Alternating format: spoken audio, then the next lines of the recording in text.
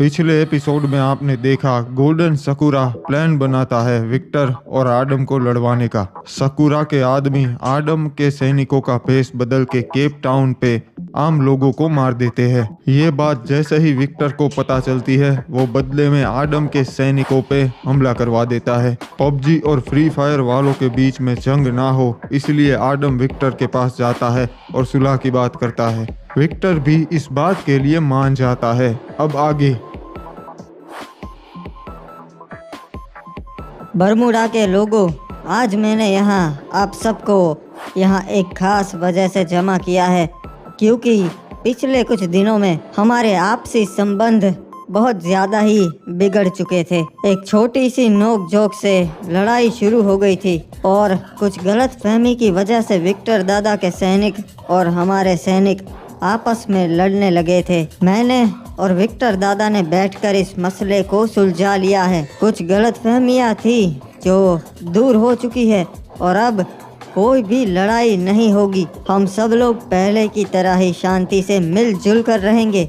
हाँ भाई, यो सब गलतफहमी दूर हो चुकी से और अब कोई लड़ाई ना होगी। मैंने और महाराज आडम ने सब कुछ बैठकर तय कर लिया से। हाँ, मैंने और विक्टर दादा ने अगर इस मामले में बैठकर बात ना की होती तो पता नहीं आज ये लड़ाई कहाँ तक पहुँचती। आपको तो पता ही है पबजी और फ्री फायर वालों का इतिहास कैसा रहा है और हम ये दोहराना नहीं चाहते। महाराज आडम ने बिल्कुल सही कहा। अगर ये रोकी ना जाती लड़ाई तो पता नहीं इसका अंजाम क्या होता। हमारे और उनके काफी सैनिक मारे जाते बेवजह। बात कुछ नहीं थी, बस गलतफहमी की वजह से। आडम ने बहुत अच्छा किया है। अरे महाराज, एक बहुत ही बुरी खबर है। हमारा प्लान फेल हो गया है। आओ बताओ, क्या प्लान फेल हो गया हमारा जो तुम इस तरह दौड़े दौड़े आए? अरे जैसा आपने सोचा था ना महाराज कि अब विक्टर और आडम की दुश्मनी होगी, ऐसा कुछ नहीं हुआ। अब दोनों समुदाय आपस में नहीं लड़ेंगे। आडम ने और विक्टर ने बैठकर इस मामले में बातचीत कर ली है और ये तो मुझे लगा ही था कि इतनी आसानी से दोनों नहीं लड़ेंगे। चिंता मत करो, मेरे पास अभी और एक प्लान है। तो बताइए महाराज, अब आगे क्या करना है?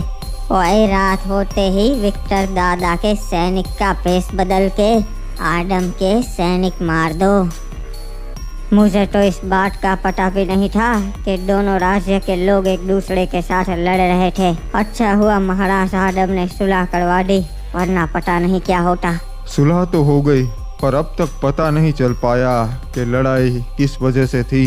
वो कह रहे थे कि हमने हमला किया, पर हमने तो हमला ही नहीं किया था। वही तो मुझे भी नहीं समझ आ रहा कि आखिरकार महाराज विक्टर ऐसा क्यों बोल रहे हैं और वो झूठ भी नहीं बोल सकते। पर कोई ना, इस बात को वही छोड़ देना ठीक रहेगा।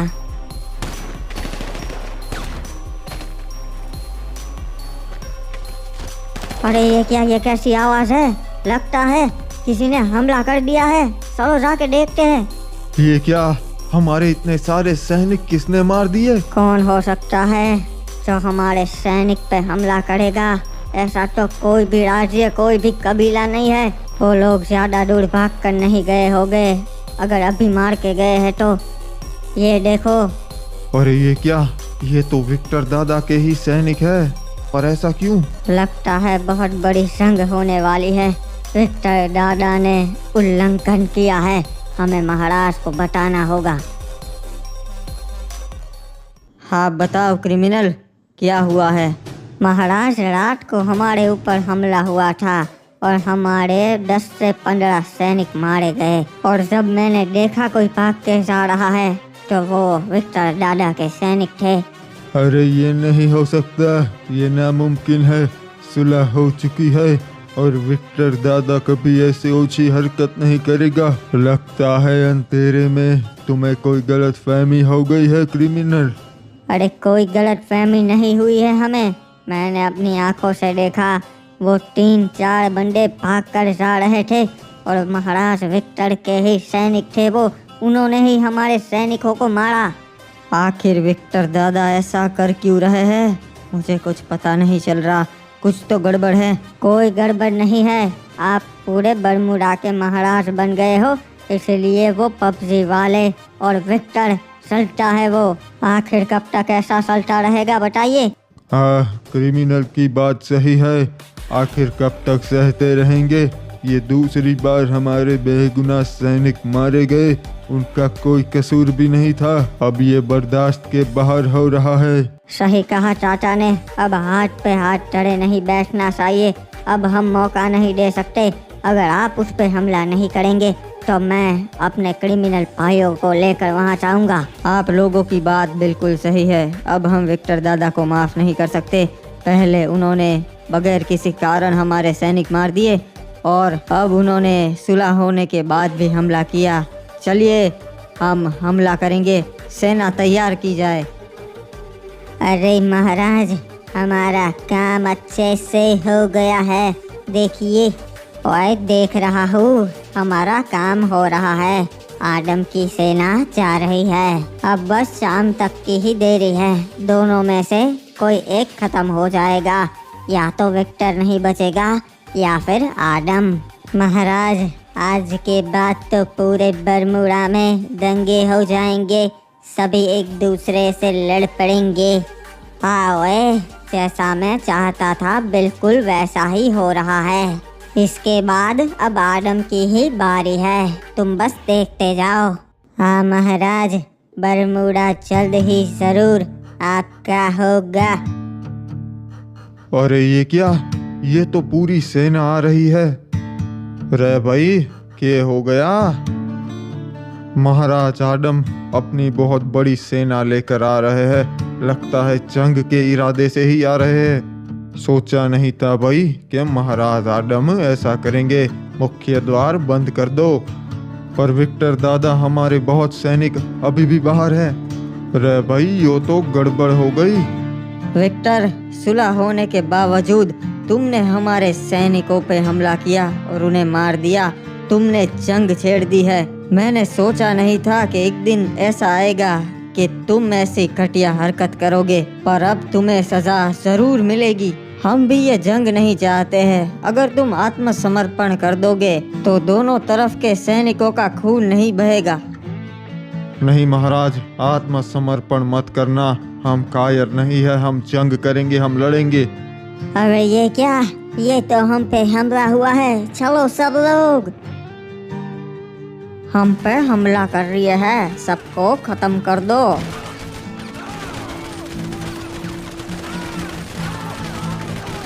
अरे नहीं, महाराज आदम की तो एक और टुकड़ी आ गई।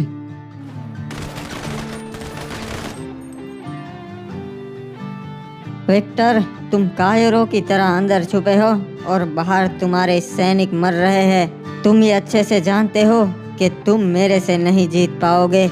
आखिरी बार बोल रहा हूँ, आत्मसमर्पण कर दो, वरना हम अंदर घुस जाएंगे और कोई नहीं बचेगा, सब मारे जाएंगे।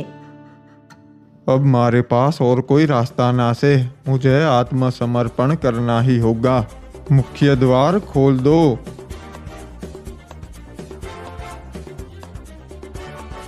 जैसा तुमने कहा था आदम, यो ले, मैं आत्मसमर्पण करता हूँ। मारे सैनिकों की जान बख्श दे। विक्टर, मैं तुम्हारे जैसा नहीं हूँ। मैं अपनी जबान का पक्का हूँ। तुम्हारे सैनिकों को कुछ नहीं होगा। चलो, बंदी बना लो इसे, ले चलो।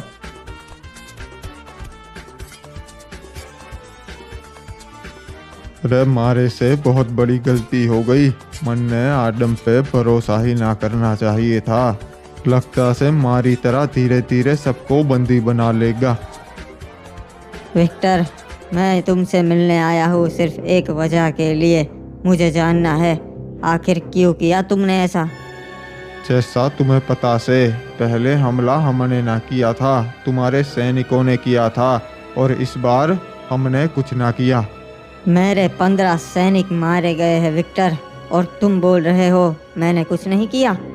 मैं सच बोल रहा हूँ। सुलह होने के बाद मारा एक भी सैनिक राज्य के बाहर ना निकला। तो फिर किसने मेरे सैनिक मार दिए? महाराज आडम, मिल से संदेश आया है। हुकोंग ने आपको बुलाया है मिल पे। ठीक है, चलो तो अभी हम मिल के लिए निकलते हैं।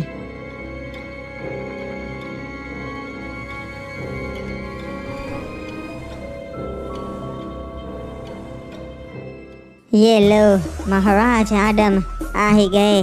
आपको बधाई हो महाराज आडम, जंग जीतने के लिए। शुक्रिया महाराज हुकोंग।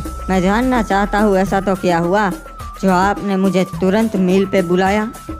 कुछ नहीं महाराज आडम, मैं तो बस आपको शुभकामनाएं देना चाहता था जंग जीतने के लिए। और मैं तो जानता ही था ये पबजी वाले भरोसे के लायक नहीं है। सालों से हम मिल वालों पे छोटे मोटे हमले करते आए हैं। हाँ, पर अब कोई चिंता की बात नहीं है क्योंकि उनका महाराज विक्टर हमारी गिरफ्त में है। हाँ, ये तो होना ही था महाराज आडम, क्योंकि पूरा बरमुडा एक राज्य जो हो चुका है। और कौन कहाँ चल रहा है आपसे किसे मालूम? हाँ, मुझे पता है, पर ज़्यादातर लोग मुझसे सहमत थे, इसलिए बरमुडा में शांति कायम रहेगी यूं ही। पर महाराज आडम, मुझे तो लगता है पहले का बरमुडा ही अच्छा था। अलग अलग राज्य जो थे। क्या मतलब है तुम्हारा हुकोंग? जब पूरा बरमुडा एक राज्य हुआ तब तुम भी तो सहमत थे। हुकोंग की बात बिल्कुल सही है। पूरा बरमुडा एक राज्य कभी नहीं होना चाहिए था। ये क्या? तुम जिंदा कैसे हो? आखिर कैसे? पकड़ो इसे। मुझे यहाँ पे कोई भी नहीं पकड़ेगा महाराज आडम, क्योंकि मैंने ही आपको यहाँ पे बुलवाया है। हाँ ओए महाराज आडम, मुझे भी ये पूरा बरमुडा चाहिए। मतलब तुम सब लोग मिले हुए हो? हुकोंग, तुम भी? ओए महाराज आडम, बरमुडा में अब नए राजा की जरूरत है। तुमसे कुछ नहीं हो पा रहा है। तुम ये गलत कर रहे हो, इसका अंजाम बहुत बुरा होगा। उसके लिए तो आप जिंदा ही नहीं बचेंगे महाराज आडम। मारो।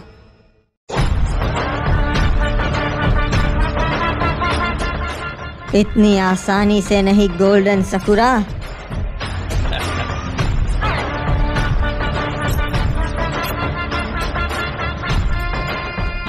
चलो जल्दी, हमें यहाँ से निकलना होगा। हमें हमारी सेना को बताना होगा। ये क्या, हमारी जीप कहाँ है?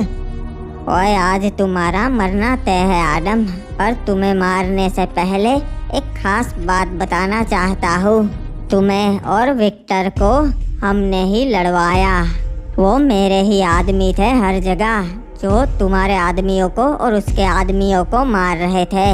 और मज़े की बात तो ये है कि इस वक्त तुम्हारे साथ जो सैनिक है वो भी मेरा ही आदमी है।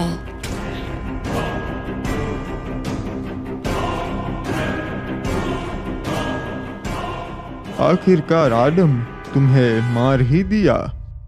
ओए चलो, अब इसकी लाश को समुद्र में फेंक दो।